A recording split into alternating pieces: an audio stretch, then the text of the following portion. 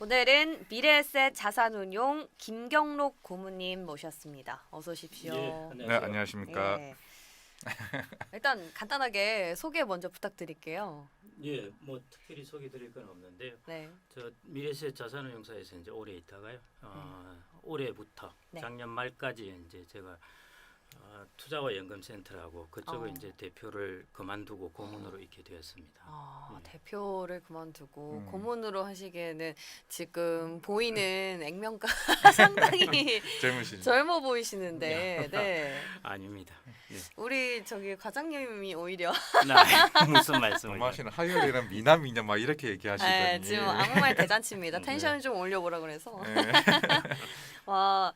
요즘에 그런 얘기들 굉장히 많이 하잖아요. 은퇴 뭐 이런 부분들 준비하고 과장님은 좀 생각해 보셨어요? 미래? 사실 주식쟁이들은 은퇴라기보다는 빨리 후딱 벌고 막 이런 느낌이 강해가지고 사실 은퇴에 대한 부분을 조금 그렇게 남들에 비해서 고려는 하진 않는 것 같아요.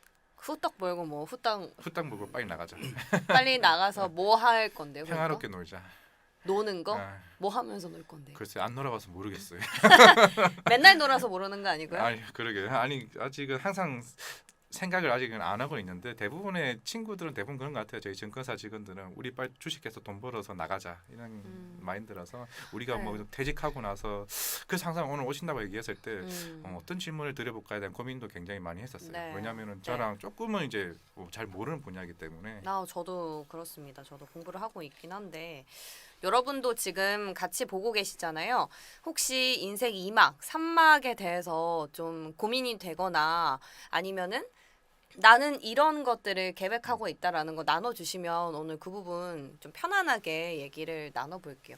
결국에 이렇게 저희가 주식을 하고 돈을 많이 벌고자 하는 것도 미래를 위한 거 아니겠습니까? 저는 예. 2막에 3막까지도 한번 생각을 해본 적이 있는데 혹시 고모님도 있으셨어요? 인생 2막, 3막에 대한 계획이? 당연히 있으셨겠죠? 예, 물론입니다. 물론 저도 이제 네. 처음에 채권 운용하고 이럴 때는 별 생각을 안 했었는데요. 네. 이제 은퇴연구소로 발령을 받으면서 네. 제 직업이 이제 그쪽이 되면서 이제 생각을 많이 해보게 되었고요. 네. 다른 사람의 이제 케이스도 많이 생각해보게 되었고. 네, 그건 뭐 너무 그랬습니다. 답변인 것 같고요. 맞습니다. 어머님 껍데기를 하나 벗겨드릴게요. 제가 아니 실제로 네. 나는 어떤 걸 하면서 살고 싶다 은퇴 이후에 예. 이런 그림 같은 거. 예. 네. 저는 뭐 그렇게 막 쉬고 싶다 이런 생각은 별로 한 적은 없고요. 계속 일하고 싶다. 아니, 제가 좋아하는 일을 이제 계속 하고 싶다. 그럼 어떤 일을? 저는 이제 그 투자 쪽에 이제 오래 있었는데요. 네. 이제 처음에는 경제 분석 쪽에 있다가 오. 그다음에 이제 채권 운용 쪽에 있었는데 이런 쪽을 이제 좀 학교에 가서 가르치고 싶은 게 이제 제 꿈이었습니다. 네. 예. 뭐 그 정도 소박한 꿈입니다. 야, 그래서 그 꿈을 지금 실현을 하셨습니까? 지금 뭐 가르치고는 있는데요. 네. 뭐 본격적은 아니고 그냥. 와, 그러면은 어쨌든 이제 발을 담그신 건데. 그래서 이제 저는 아까 금방 얘기를 했지만은 사실 저희 증권사도 그렇겠지만 최근에도 작년 재작년에 코인 열풍이 불었고 네. 그러다 보니까 사실 30대도 그렇고 40대 초반에 제 지인들도 그렇고 사실 이제는 퇴직이라는 개념이 네. 사실 조금은 덜해진 것 같긴 해요. 예. 물론 그 사람들이 돈을 많이 벌었으면 이제 오케이인데 그러다 보니까 사실 은퇴 설계에 대해서 사실 조금은 그분들에게 조금 준비성이 좀 많이 부족한 것 같기도 하거든요. 그런 사람들한테 혹시 해주고 싶은 얘기가 있을까요? 예. 이게 이제 증권사하고 사실은 운용사하고도 또 다르고요. 증권사 좀 특이한 이제 케이스입니다.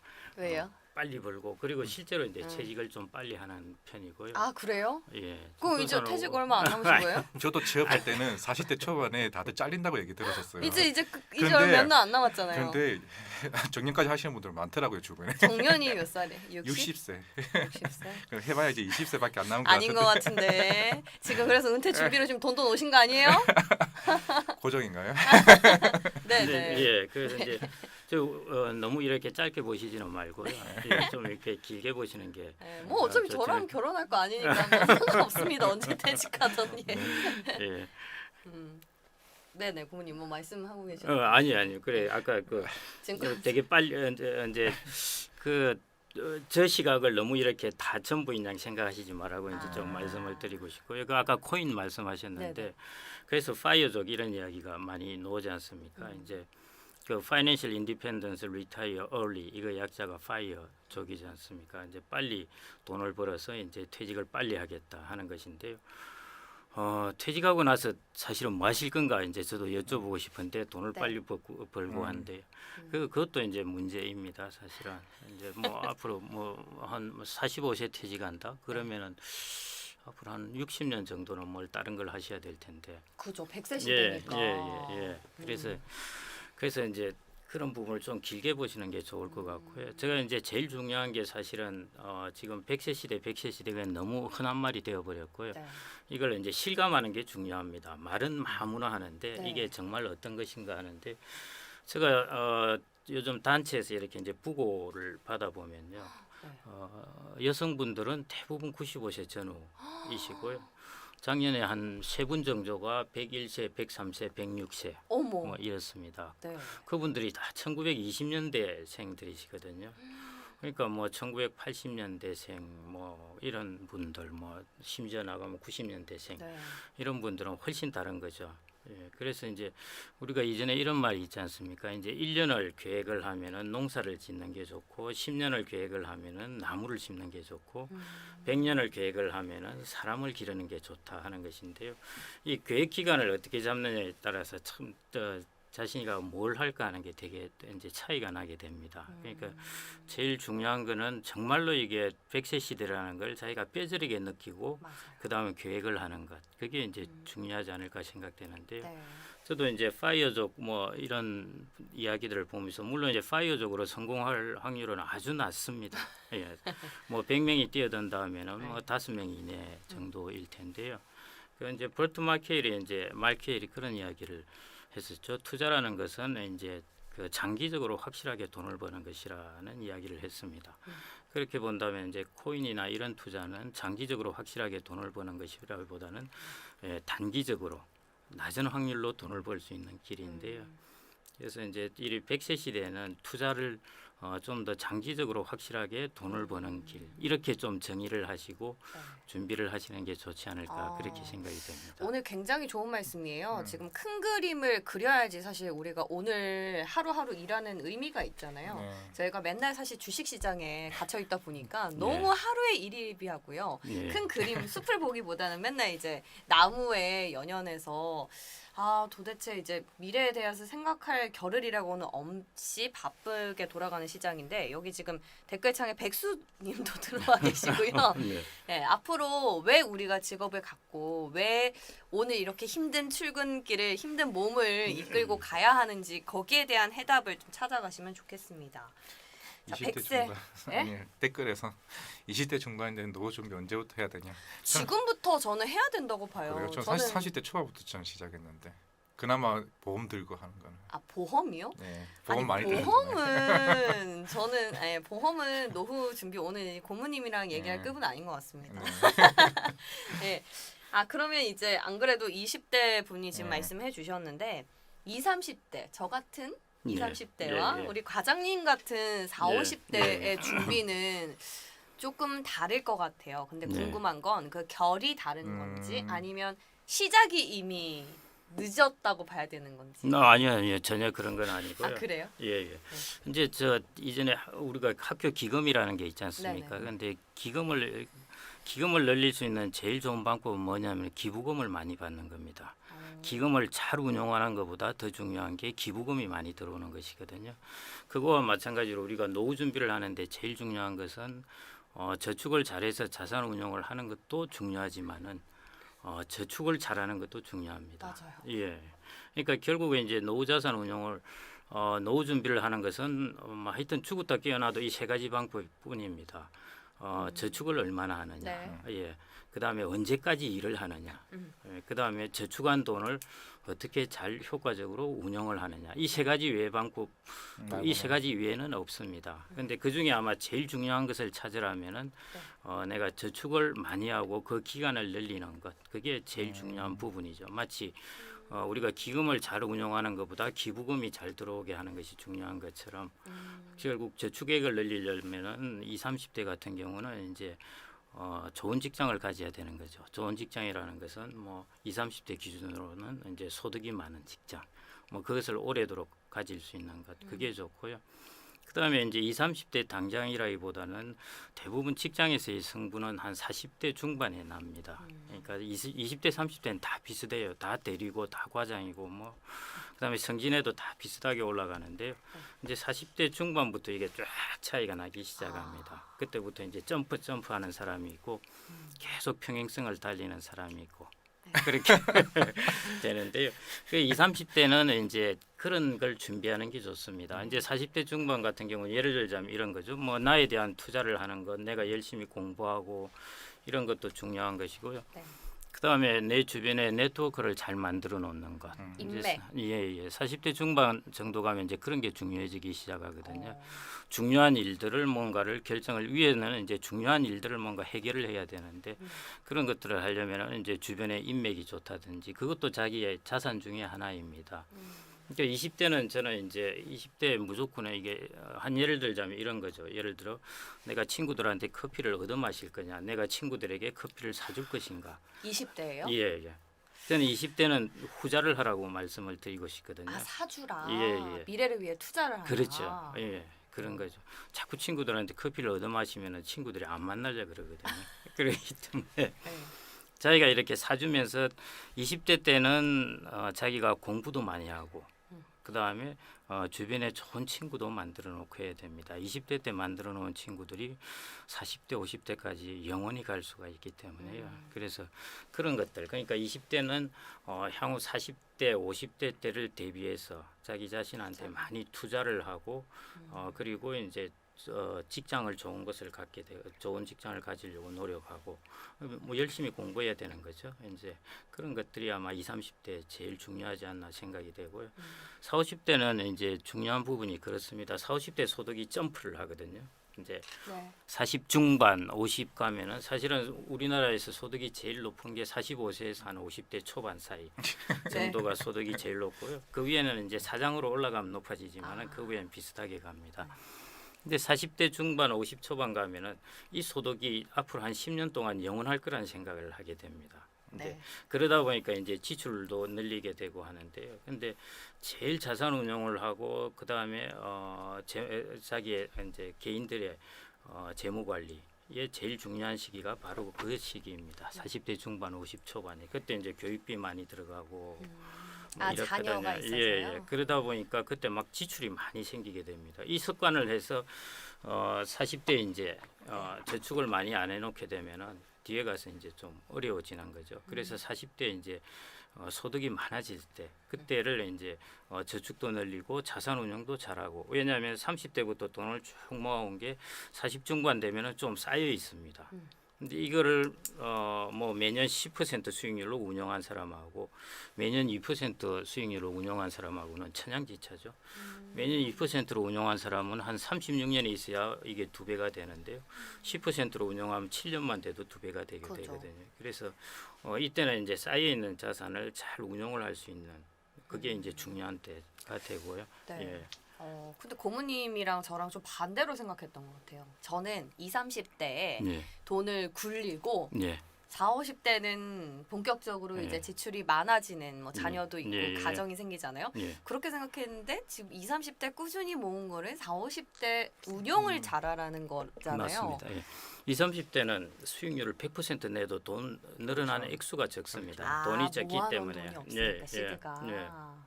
그래서 수익률로 보시지 말고요. 물론 이제 그때도 자산 운용을 잘하는 것은 절대적으로 중요하긴 한데요. 그때는 자기한테 들어오는 인풋이 많게 해야 됩니다. 저축액이 많아지게 하는 것이 훨씬 중요한 것이고요. 예, 소비를 좀 그래서 줄여야겠네요. 또 자기가 뭘 배워야 되겠다든지 새로운 것을 익혀야 되겠다든지 하는데 주저없이 투자하는 게 더 효과적입니다. 앞으로를 위해서. 예, 저희 일반적으로 이제 미국에도 그렇고 인적 자본에 대한 투자를 조사를 해보면요, 제일 효율적인 것, 수익률이 제일 높은 것이 사람한테 투자하는 겁니다. 세상에 주식 믿을 수익률보다 사람 없는 것 같은데. 주식 수익률보다 더 높습니다. 아 진짜요? 예. 이 방송을 보고 있는 제 후배들 내가 학교 다닐 때 20대 때 커피를 진짜 많이 샀어요. 제가 동아리 회장을 아, 하면서 하루에 3만씩 쓰고 그랬단 말이에요. 예. 야, 이 방송을 보고 있는 너네들 지금 결혼했다고 다들 연락 안 하고 지금. 그러니까 보통은 요즘에는 결혼하고 애 낳고 이러면 다 연락이 그러니까요. 오죠. 원래 동창회 고등학교 동창회 제일 안 모이는 나이대가 30대입니다. 맞아요. 40대 정도 되면은 이제 슬슬 모이기 시작하고요. 음. 40대 후반 50 초반 되면은 이제 더 많이 모입니다. 30대는 결혼하고 애 키우고 바빠서. 하기 때문에 그리고 잘안 연봉 얘기 모입니다. 한다고 사람들이 안 오더라고요. 예. 그러면 한 10년만 더 예, 기다려봐요. 조금 있으면 아마 전화번호가 다 없어진 것 같은데. 그래요? 그럼 거기까지입니다. 인덕이 없는 걸로 하시죠. 네. 아웃풋이 안 되네. 네. 아, 그럼 일단 뭐 열심히 벌어서 저축하자라는 분도 계시고 지금 고모님 말씀 듣고 많이 방향성을 좀 찾아가시는 분들도 계신 것 같은데 도대체 그럼 얼마를 저축해야 가장 이상적인 걸까요? 얼마를 저축해야 된다는 것보다 이제 얼마가 필요할까 부분을 먼저 계획을 아. 잡아놔야 저축액이 이제 정해지게 되는데요. 네. 그 여러분들은 일단 뭐 20대 30대라고 생각되시면은 국민연금, 네. 그다음에 퇴직연금, 네.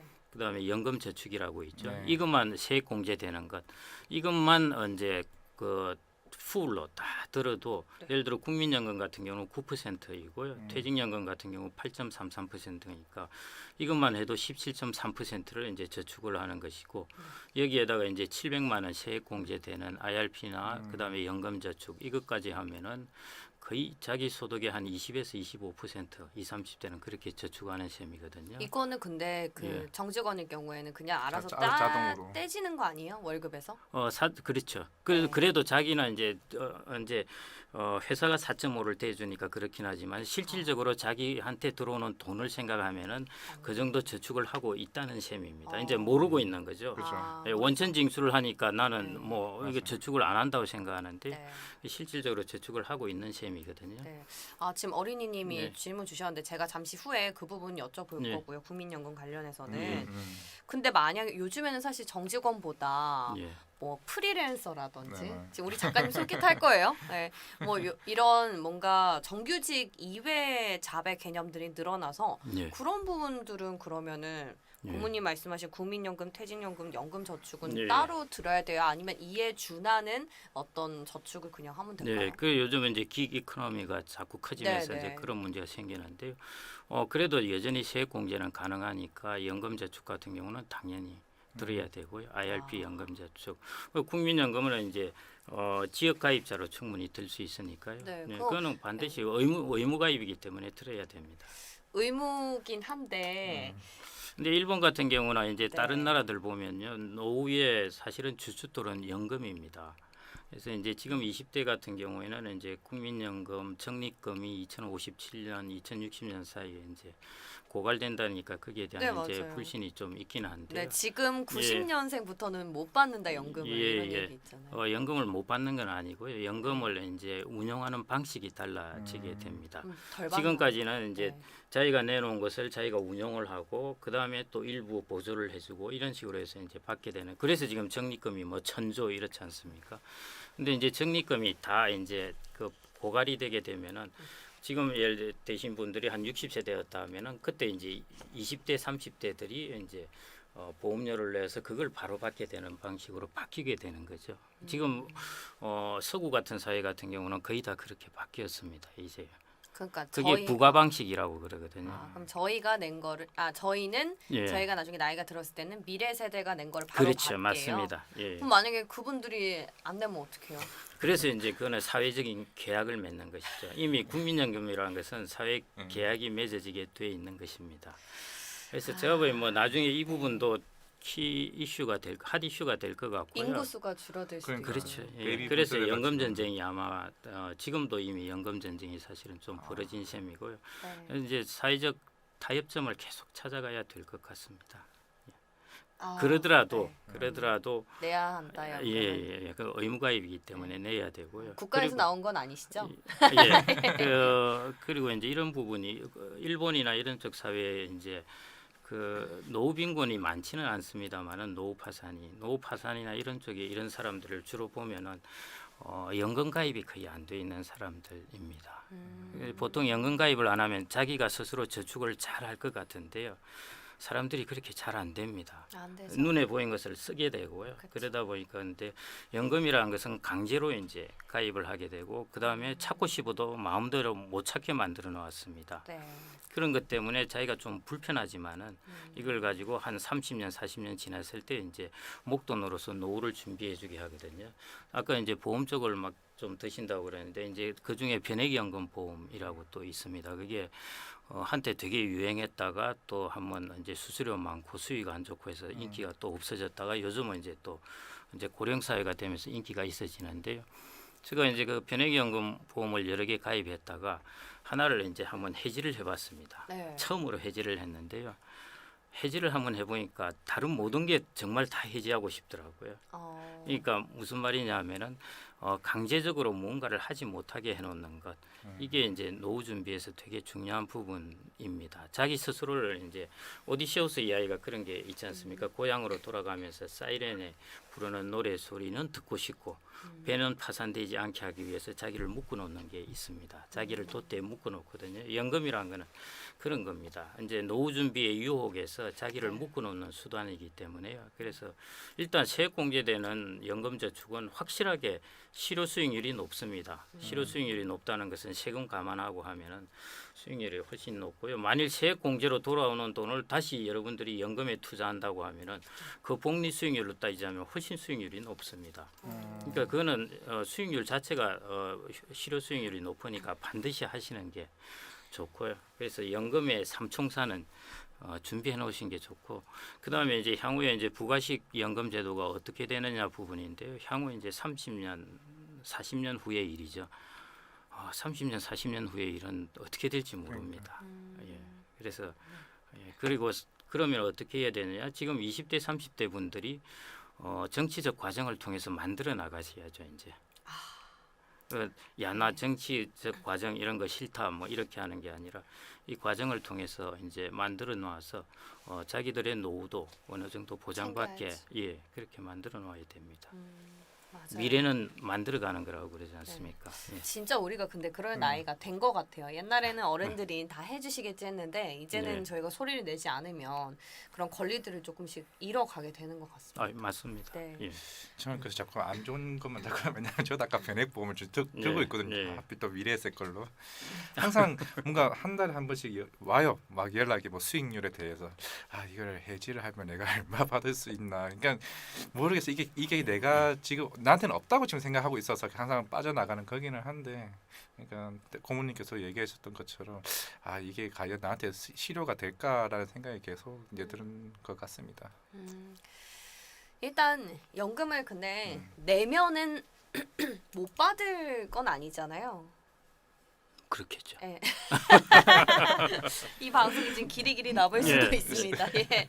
그래서 국민연금, 퇴직연금, 연금저축은 꼭 들자라고. 아직은 서구 사회에서 부가식으로 바꿨다고 해가지고요.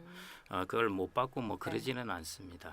예. 그러면 앞서서 이제 이런 것들은 디폴트로 챙겨 가셔야 되는 것 같고 그리고 자금을 아까 모을 때는 앞으로의 어떤 계획을 세우고 필요한 돈을 이제 저축을 해나가야 되는 거잖아요. 예. 근데 그 저축을 하는 방법들이 여러 가지가 있지 않습니까? 뭐 예. 주식도 있고 진짜 은행에 뭐 예적금 드는 것도 있고 뭐 부동산은 조금 시드 자체가 다르긴 하지만 여러 가지 이제 방법들이 있는데 비중이나 뭐 그 이제 저는 연령대가 뭐 어떤 연령 60대하고 뭐 30대는 완전히 다르니까요. 저희 준비하는 게 뭐 주로 이제 3, 40대라고 보면 30대가 주축이라고 보면 저는 이제 뭐 예금 그다음에 또 주식 부동산 뭐 이렇게 나중에는 이렇게 나누어야 되는데요. 제일 중요한 거는 결국 저는 자본을 가져야 된다고 보고 있습니다. 자본, 예금과 자본 이렇게 저는 두 개를 나누는데요. 예금과 자본의 가장 큰 차이가 뭐냐면은 예금 예를 들어 우리가 자본에서 배당 수익률도 2% 주고 예금도 금리를 2% 준다면은 매년 2% 주는 거는 똑같지 않습니까? 네. 그럼에도 불구하고 이제 근본적인 차이가 뭐냐면은 예금은 예금 가격이 안 오릅니다. 여러분들 이 예금을 내놨는데 야, 나 오늘 국민은행에 넣어놓은 예금 가격이 5% 올랐어 이런 이야기 안 하지 않습니까? 네, 예금 금리. 가격은 그 금리 이자만 받고 나면은 그 원금의 가치는 100년이 지나도 그대로입니다. 그대로죠. 예. 근데 자본은 그 가치가 오르게 됩니다. 아, 예를 들어 우리가 리츠라는 것을 배당으로 받는다 하더라도 리츠의 가격이 오르게 되고요. 코스피에서 배당을 받는다 하더라도 코스피의 주식의 가격이 오르지 않습니까? 우리가 보는 코스피는 배당을 제외한 거니까 그 가격이 오른 부분이거든요. 그러니까 그렇게 자본이라는 것은 가격이 오르게 됩니다. 그러니까 예를 들어 지금 10,000원을 주고 똑같이 하나는 예금에 들고 하나는 이제 자본을 가졌다고 생각하면은 10년 지나 가지고 뭐 20년 지났다고 하죠. 10,000원이 20,000원이 되었다 하면은 예금은 그대로 10,000원이죠. 그러면은 예금에서 예를 들어 10% 2%를 받았다 하면은 2,000원인가요? 10,000원 10% 2,000원도 안 되죠. 200원이 되게 될 텐데 그걸 받게 되는데 예를 들어 자본이 20,000원이 되면은 그게 400원 해서 2배의 배당금을 받게 됩니다. 그게 이제 자본이 시간이 갈수록 배당금이 자꾸 증가하게 되거든요. 배당 수익률은 큰 차이가 없을지라도 배당 금액은 증가하게 됩니다. 지금 자본의 예를 주식으로 예, 들어주셨는데 리처도 네. 부동산도 네, 마찬가지입니다. 아, 부동산. 그래서 예, 그래서 저는 이제 30대 분들이나 20대 분들도 마찬가지고요. 철저하게 자본 중심으로 가지라고 하고 싶고요. 이 세계가 자본주의 사회지 않습니까? 자본주의 사회에 자본을 가져야 되는 것이고 토마 피케티가 한 이야기가 그거였거든요. 물론 300년이라는 기간 너무 길긴 하지만은 전반적으로 자본 수익률이 제일 높더라는 것입니다. 그래서 꼭 자산 운용의 가장 중심축은 자본을 가지고 해야 되는 것이고 그 중에 중요한 것이 부동산도 들어갑니다. 사실은 이제 우리는 부동산 하니까 집이라는 것만 생각하는데요. 요즘은 리츠 이런 거 보면은 뭐 물류센터도 있고 다양하게 들어가 있지 않습니까? 그런 걸 통해서 우리가 부동산에 이제 배당 수익을 높여갈 수 있는 방법이 있거든요. 그 부동산도 중요한 자산 중에 하나입니다. 그래서 저는 이제 다만 부동산을 우리는 주택이라고 생각을 해가지고 야 강남에 집을 사야 되나 용인에 사야 되냐 이것만 자꾸 생각을 하시고 그다음에 그런 주택이나 부동산의 하나의 물건을 사는 거에 제일 단점은 이제 그겁니다. 마켓 타이밍을 분산을 못해요. 지금 사면은 지금 왕창 목돈을 넣어야 그쵸. 되는 거죠. 네. 그렇기 때문에 그다음에 지역도 한 군데 집중되게 되고 물건도 집중되게 되고 해서 주택이라든지 이걸 통한 부동산 투자는 너무 집중 투자입니다. 그래서 부동산 투자를 하되 저는 이제 좀 분산을 할 수 있는 투자인데 그런데 어떻게 분산이 되냐? 그게 이제 리츠라는 것으로 네. 가능하게 되니까 앞으로 부동산 쪽에 비중을 두고 하실 때 이게 리츠 쪽도 상당히 좀 관심을 두어서 이쪽의 비중을 좀 높이면 좋지 않나 생각이 되고요. 그 예일대 기금이 이제 자산운용 수익률이 높다고 그러는데 예일대 같은 경우는 뭐 채권 비중이 한 5% 뭐 이 정도 이렇게 됩니다. 그리고 주식의 비중이 거의 한 70% 이렇게 되는데 그 다음에 이제 거기도 부동산의 비중이 또 좀 꽤 되거든요. 네. 예, 그래서 그게 이제 중요하지 않나 싶고요. 예. 그 오렌 버핏이 이제 그런 이야기를 했지 않습니까? 네. 내가 아내에게 그 유언을 남긴다면은 90%는 S&P 500을 사고 10%는 채권을 사라고 뭐 하겠다 하는 게 네. 그것인데 이 안에 자산운용의 핵심적인 철학이 다 들어가 있습니다. 사실은. 뭐 사실 근데 완전 모범 답안이죠. 지금 고모님 말씀해 주시는 것 자체가 지침이 되고 한데 현실적으로 그렇게 나눠서 할 만큼의 돈이 여유가 없는 분들도 참 많거든요. 지금 어린이님도 댓글을 주셨는데 돈을 저축하고 잘 해야 하는 건 알겠는데 사람마다 좀 버는 돈도 다르고 또 돈을 적게 버는 사람은 어떤 식으로 얼만큼 저축을 해야 하나요? 라고 질문이 들어왔어요. 근데 현실적인 질문 같아요. 예. 미래를 예를 들어서 뭐 노후를 갖다가 뭐 한 달에 생활비가 내가 100살이 돼서 얼마를 쓸 건지 그리고 뭐 그때 나가는 것들을 부가 비용들을 저희가 살아보지 않았으니까는 뭐가 드는지 모르니까 그 파이대로 저축을 하기가 어려울 것 같거든요. 지금하고 뭐 30년 후에 또 지출 금액은 다르긴 할 텐데요. 네네. 지금 기준으로 말씀을 드린다면은 절대 이제 평균적으로는 말할 수가 없습니다. 왜냐하면 현재 지금 현직에 있는 격차가. 사람들도 지출의 그 스펙트럼은 격차, 네. 다양하기 때문에요. 네. 그렇게 본다면은 고소득자라고 예를 들자면은 고소득자 같은 경우는 월 기준을 한다면은 한 500에서 700 사이 정도면은 일단 어느 정도 수준은 맞춘다 볼 수 있고요. 버는 게요? 어, 아니면 쓰는 게? 그렇죠. 노후 소득으로요. 노후 소득. 예, 그러니까 은퇴 은퇴하고 이후. 나서 이 정도 소득, 이 정도 지출을 할 거라는 목표로 하면은 내가 얼마를 모아할 거라는 게 네, 노후거든요. 그죠. 예, 그래서 일단 제가 이제 고소득자의 예를 한번 들겠습니다. 이 정도 되고 왜냐하면은 이제 갤럽에서 쭉 조사를 해보니까 그 월 기준으로 해서 대략 500에서 600 정도 이상 벌어봐야 행복도가 증가하지 않더라는 것입니다. 그래서 돈이 많더라도 대략 이 정도 소득 정도면은 가능하다는 걸 말씀드리고요. 그 외의 사람들이라면은 자기가 지출하는 금액, 네. 지출하는 거 저축하는 금액 말고요. 네. 자기가 지출하는 금액, 소득이라 하면은 그 중에 저축도 들어가기 때문에 그거는 생각지 마시고 자기가 퇴직하기 전에 지출하는 금액의 한 70% 정도를 준비하면 됩니다. 예를 들어 퇴직하기 전에 내가 월 지출하는 금액이 500만 원이었다 하면은 그거의 70% 같으면은 월 한 350만 원 정도가 필요한 거죠. 그럼 월 350만 원이 필요하다면 어떻게 준비를 해야 되느냐? 예를 들어 국민연금을 월 150을 받는다 하면은 거기서 빼버리면 되죠. 그다음에 나머지 이제 200만 원 정도가 필요하다 그러면은 대충 거기에다가 곱하기 300을 하면은 모아야 되는 자산이 나옵니다. 그러니까 200만 원이 필요하다면 곱하기 300 하면은 6억 정도의 자산이 필요하다는 것이죠. 대략 이런 식의 계산으로 자기가 내가 얼마 정도를 모아야 될까 하는 것을 계산해 보시면 될 것 같고요.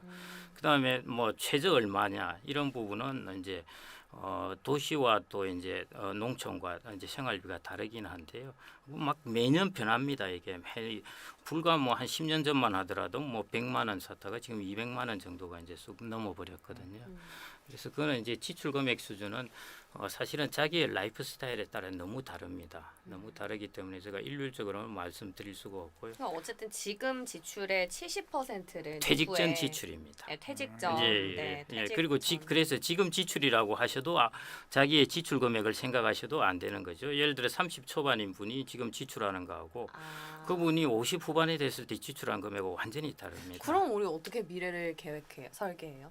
그래서 이제 금액을 그래서 예측을. 필요한 저축 금액을 이제 지금 하는 아까 말씀드린 네, 그 연금액 정도를 연금 정도만 꾸준히 넣어 놓으셔도 사실은 충분하다. 예, 그다음에 집을 하나 산다고 가정하면은 집을 이제 살 거지 않습니까? 살 집을. 그러니까 살 집을 사게 되면은 집으로 이제 자산을 축적하는 게 수억 원은 좋게 축적을 하시게 되죠.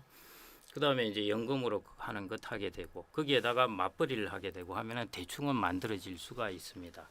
그러면은 이제 뭐 내가 정말 계획을 해봐야 되겠다 하면은 그러면은 대략 지금의 이제 50 후반 정도의 네. 중간적인 소득이 어느 정도인가 뭐 이거 가늠해가지고 거기에 노후 지출을 대략 얼마 정도 해야 되겠다 해서 이렇게 쭉 거꾸로 계산해서 얼마 해봐야 되겠다 뭐 하는데요. 그게 실질적으로 10년, 20년, 30년 지나면은 이게 많이 벗어납니다.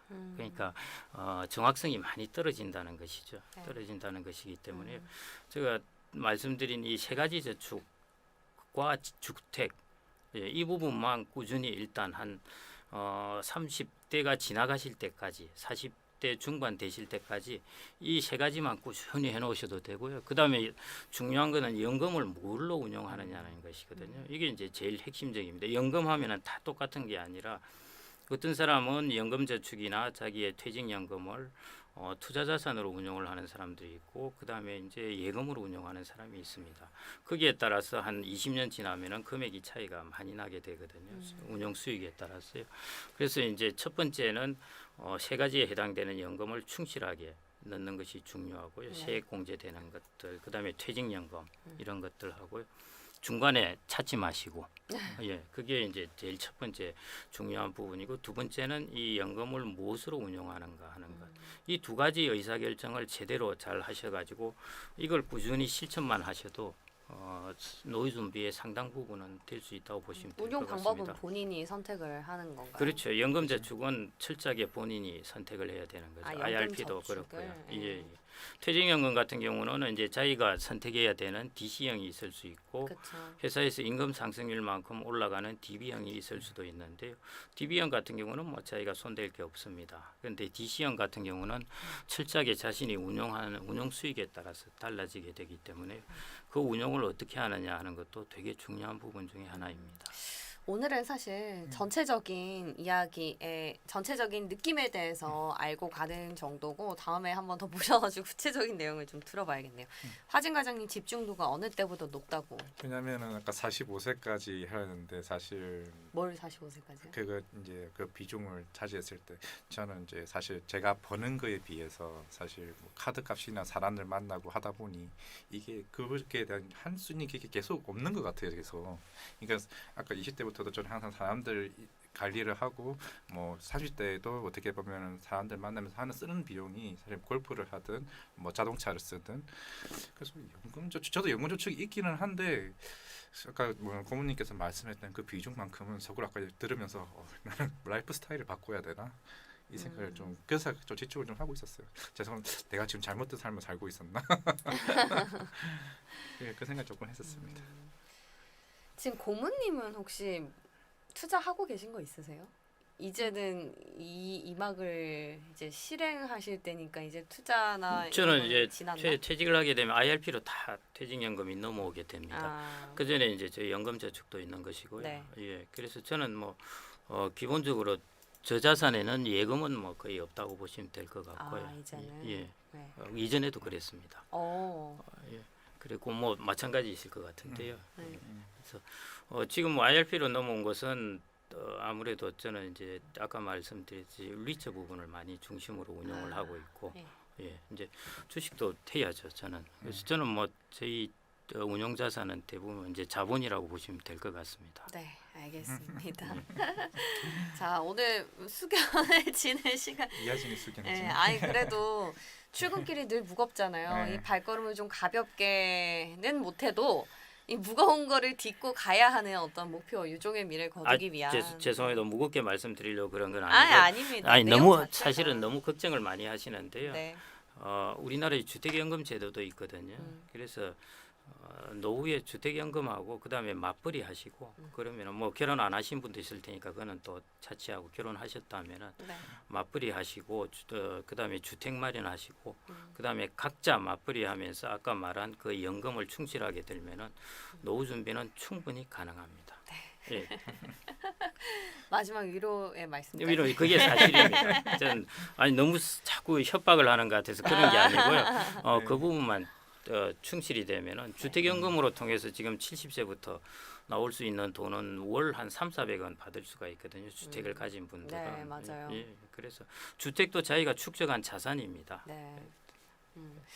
우리나라에 생각보다 활용할 수 있는 제도가 많거든요. 그렇죠. 다음에 구체적으로 좀 이야기 듣는 시간을 마련해 보도록 하겠습니다. 오늘 귀한 말씀 고맙습니다. 예, 네, 감사합니다. 감사합니다. 예.